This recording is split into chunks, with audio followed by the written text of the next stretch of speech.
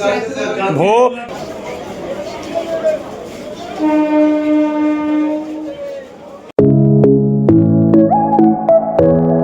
Hello guys, welcome back to my new blog. এখন বাজে বিকেল 5টা। এখন যাচ্ছি একটু ক্যাফেতে। কে আসবে পরে দেখাবো। তো গাইজ এখন চলে এসেছি আমি স্টেশনের উপরে। তো এখন বিকেল বাজে, জানি না কটা বাজে, তো দেখতে হবে কটা বাজে। তো এখন বাজে বিকেল 5:55। তো এই ট্রেনটাই ধরবো। তো দাঁড়িয়ে আছে অনেকক্ষণ, তো ট্রেন চলে আসলো। তো ট্রেনটা আসছে, আসুক দেখি কেমন ভিড় না কি ভিড় আসে কি নেই। ট্রেন ঢুকছে এখন, তো ট্রেনে আসুক। দেন ট্রেনে ভিড় ছিল। ও আমার সামনে একটা মহিলা ছিল, যে মহিলা লোক নামতে দিচ্ছে না, ওঠার জন্য এত ব্যস্ত হয়ে গেছে। তো দেখুন আপনারা, সামনে দেখাবে এই মহিলাটা লোক নামতে পারছে না, ওঠার জন্য ব্যস্ত হয়ে গেছে। বিকেলবেলা ট্রেন ফাঁকাই থাকে, ভাবলাম ফাঁকা হবে ভিতরে মোটামুটি। তো ট্রেনে উঠলাম, উঠে দেখলাম ভিতরে ভিড় ঠিকঠাকই আছে। তো এই ভিড়ে কিছু হয় না, বনগাঁ লোকাল মানে আপনারা জানেন তো বনগাঁ লোকালে কেমন ভিড় হয়। তো ট্রেনে উঠে গেলাম, উঠে দেখি মোটামুটি ভিড় আছে ভালোই। সবার ট্রেন ভিড় তো হবেই।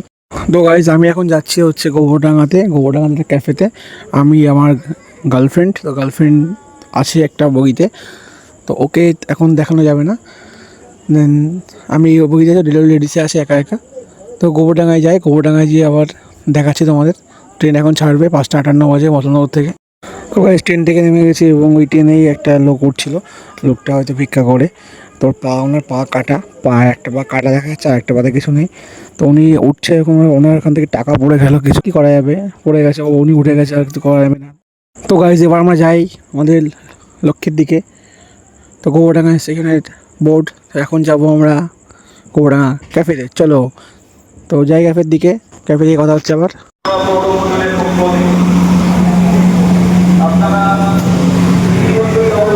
ফাইনালি এখন চলে এসেছি আমরা গোবরডাঙ্গা কফি হ্যাভেন ক্যাফেতে।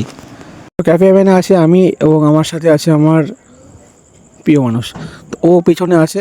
তো ক্যাফে হ্যাভেনের বাইরেটা এরকম সুন্দর। তো তোমরা কে কে এসছো কমেন্ট করে জানাবে। খুব সুন্দর, নতুন, আসলে তোমরা আসতে পারো সবাই, তো খুব ভালো। দেন ভেতরে এসে বসে বললাম, আমার পাশে আছে, ওকে তো দেখানো যাবে না।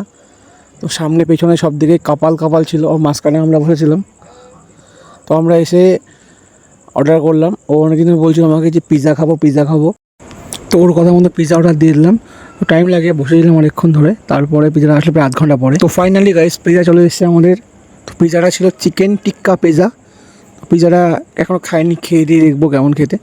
না হলে এখানে অনেক ভালো কম্বো পাওয়া যায়, কম্বো অর্ডার করতাম। পিৎজাটা খেলাম, খুব সুন্দর ছিল মোটামুটি। আমরা খেতে পারিনি সপ্তাহে, আবার বাড়িতে প্যাক করে নিয়ে আসলাম। স্টেশনে চলে এসলাম। স্টেশনে এসে ও বলছিল যে তুই বনগাঁ চলে যায়, তো বাড়িতে হবে না। তো আমি ভাবলাম যে চলেই যাই, কারণ ম্যাডামের কথা শুনতে হবে। দেন যাইনি, আবার ডাকলো বলে চলে আসলাম।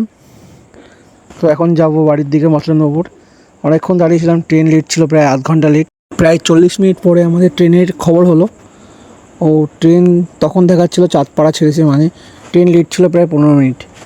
গোবরডাঙ্গা 1 নম্বরে ভালোই লোকজন আছে, পুজো হচ্ছে, মার্কেটিং হচ্ছে, সিগন্যাল হয়ে গেছে, এবং বাড়ি চলে যাবো। তো আজকের মতো ভিডিও এই পর্যন্তই।